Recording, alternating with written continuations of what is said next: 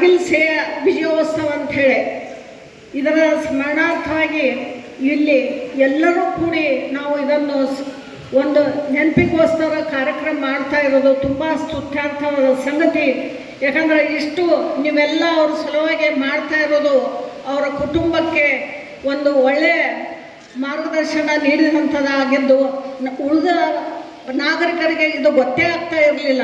ಆದರೆ ನೀವು ಉಳಿದ ಸಂಸ್ಥೆಗಳನ್ನು ಇದರಲ್ಲಿ ಇವತ್ತು ಜಜ್ಜಗೂಡಿಸಿಕೊಂಡಾಗ ಇಡೀ ಬೆಳಗಾವಿ ಜಿಲ್ಲೆಯೆಲ್ಲ ಒಂದು ಹಲ್ಚಲ್ ಅಂತಾರಲ್ಲ ಮರಾಠಿಯಲ್ಲಿ, ಅಂಥ ಒಂದು ವಾತಾವರಣ ಇವತ್ತಾಗಿದೆ.